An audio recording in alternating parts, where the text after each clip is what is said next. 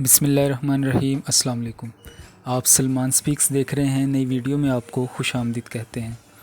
پیغمبر اکرم حضرت محمد مصطفیٰ صلی اللہ علیہ وآلہ وسلم نے اپنی دل نشین آواز، اپنے رفتار و کردار اور بہترین اخلاق کے ذریعے لوگوں کو توحید اور خدا کی عبادت کی طرف بلایا۔ وہ لوگ جن کی فطرت پاک تھی اور خدائے حقیقی کی تلاش میں تھے، آپ پر ایمان لے آئے اور خدا پرست بن گئے، لیکن جو دین کے دشمن اور بت پرست تھے انہوں نے آپ کی بات نہیں مانی اور ہمیشہ اس کی کوشش میں لگے رہے کہ کسی طرح آپ صلی اللہ علیہ وآلہ وسلم کی آواز کو دبا دیا جائے اور توحید کی اس شمع کو بجھا دیا جائے۔ وہ ہمیشہ پیغمبر خدا صلی اللہ علیہ وآلہ وسلم کی باتوں کو جھٹلاتے، ان کے بارے میں افواہیں پھیلاتے اور مسلمانوں دیندار لوگوں کے حوصلے اور جذبے کو پست کرنے کی فکر میں لگے رہتے۔ ہر جگہ یہی کہتے کہ وہ خدا کے رسول نہیں ہیں، وہ غیب کی باتوں کو نہیں جانتے، کیونکہ اگر جانتے تو ضرور بیان کرتے۔ مشرکین اور بت پرستوں نے ایک گروہ کوہ نجران بھیجا تاکہ وہاں جا کے یہودی علماء سے کچھ سوال معلوم کرتے اور اس کا جواب رسول اللہ صلی اللہ علیہ وآلہ وسلم سے جا کر پوچھتے۔ وہ لوگ سوال پوچھ کر مکے واپس آئے اور حضرت محمد صلی اللہ علیہ وآلہ وسلم کے چچا جناب ابو طالب سے کہا، تمہارے بھتیجے کا کہنا ہے کہ وہ خدا کی طرف سے وحی حاصل کرتا ہے، ہم سب کچھ اس سے پوچھیں گے وحی کے بارے میں، اور ہم سوال کچھ لے کر آئے ہیں تاکہ اس سے پوچھ سکیں۔ جناب ابو طالب نے فرمایا، رسول خدا حضرت محمد صلی اللہ علیہ وآلہ وسلم سے جو کچھ پوچھنا ہے پوچھ لو۔ انہوں نے رسول خدا صلی اللہ علیہ وآلہ وسلم سے 3 سوال کیے۔ ان کا ایک سوال یہ بھی تھا کہ وہ جوان جنہوں نے ظالم بادشاہ سے ڈر کر ایک غار میں پناہ لی تھی، ان کی داستان کیا ہے، بیان کریں۔ خدا نے اسی وقت سورہ کہف کو نازل کیا جو ان کے سوال کا جواب تھا۔ دقیانوس نے اپنے ظلم و ستم اور فوجی طاقت کے بلبوتے پر بہت بڑی سلطنت حاصل کی اور پھر اپنے لیے بہت ہی عالیشان محل بنوایا۔ غرور و تکبر کے ساتھ تخت پر بیٹھا، اپنے لیے کچھ وزیر اور کچھ محافظ منتخب کیے، پھر حکومت کرنے لگا۔ کچھ عرصے بعد خدائی کا دعویٰ بھی کرنے لگا اور اپنے دربار والوں اور دوسرے تمام لوگوں سے کہا، صرف میری اطاعت اور عبادت کرو، جو بھی میرے حکم کی مخالفت کرے گا اس کو سخت سزا دوں گا۔ اسی طرح کچھ سال گزر گئے۔ ایک دن جب وہ غرور و تکبر میں مست اپنے تخت پر بیٹھا ہوا تھا، ایک آدمی تیزی سے دوڑتا ہوا آیا اور خبر دی، بادشاہ سلامت، ابھی خبر ملی ہے کہ ایک لشکر تیزی سے ہماری طرف حملہ کرنے کے لیے بڑھ رہا ہے اور سرحد پار کرنے والا ہے۔ یہ خبر سنتے ہی دقیانوس کے چہرے پر ہوائیاں اڑنے لگی اور ڈر کے مارے اس کا چہرہ پیلا پڑ گیا۔ یہ دیکھ کر اس کا وزیر اور دربار والے بھی تعجب میں پڑ گئے کہ ابھی تو خدائی کا دعویٰ تھا، اب کیا ہو گیا؟ اس کا ایک وزیر سوچنے لگا، دقیانوس خدا ہونے کا دعویٰ کرتا ہے اور لوگوں سے کہتا ہے کہ تمام چیزیں میرے ہی قبضے میں ہیں، لیکن وہ خود بھی دوسرے لوگوں کی طرح ایک عام آدمی ہے، کیونکہ وہ بھی کھانے اور پانی کا محتاج ہے، کبھی خوش ہوتا ہے، کبھی ڈرتا ہے، کبھی جاگتا ہے اور کبھی سو جاتا ہے۔ یہ سب کام خدا کے نہیں ہو سکتے، یہ صفات خدا کے لیے نامناسب ہیں۔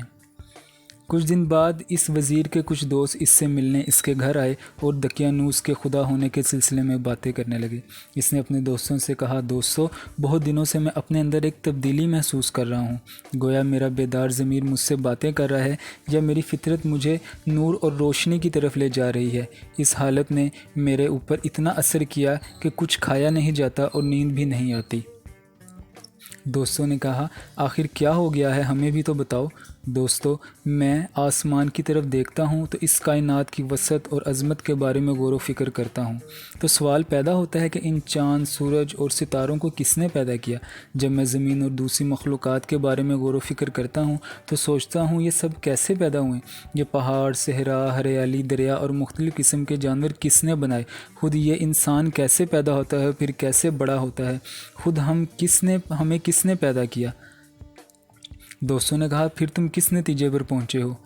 اس نے کہا، میں اس نتیجے پر پہنچا ہوں کہ دقیانوس ایک کمزور اور ناتواں مخلوق ہے، وہ صرف خدائی کا دعویٰ کرتا ہے، ورنہ حقیقی خدا وہ ہے جو حکیم، عالم اور اس پوری کائنات کو پیدا کرنے والا ہے۔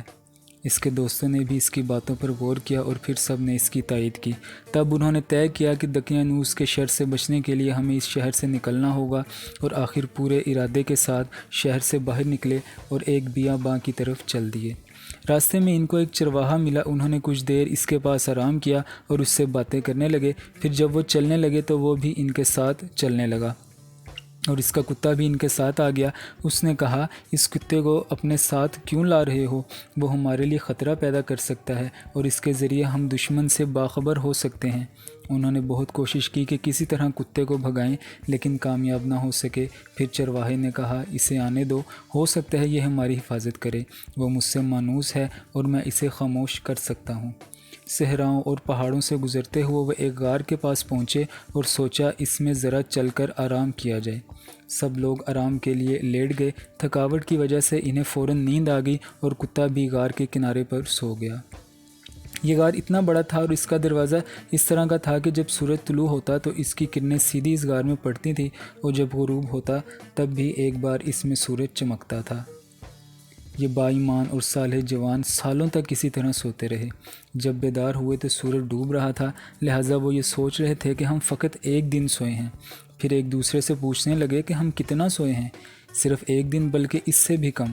وہ بھوکے تھے، انہیں کھانے کی ضرورت تھی، لہٰذا طے یہ پایا کہ ان میں سے ایک شخص احتیاط کے ساتھ شہر جائے اور کھانے کے لیے کچھ لے آئے۔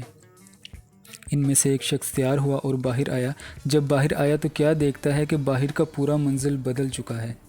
پہاڑوں پر صرف چند سوکھے پیڑ دکھائی دے رہے ہیں اور کچھ بھی نہیں۔ جس راستے سے وہ آئے تھے وہ بھی عجیب سا لگا اور شہر تو بالکل بدل چکا ہے۔ اسے بہت تعجب ہوا اور کچھ سمجھ نہیں آ رہا تھا آخر کیا ہو گیا ہے۔ روٹی کی دکان پر گیا، چند روٹیاں اٹھائیں اور دکاندار کو پیسے دیے جو وہ اپنے ساتھ لایا تھا۔ دکاندار نے کہا، ارے یہ پیسے تو بہت پرانے ہیں، آج کے زمانے کے نہیں ہیں، تمہیں ضرور کوئی خزانہ ملا ہے۔ اس نے کہا، یہ پیسے چند دن پہلے میں اسی شہر سے لے کے گیا ہوں۔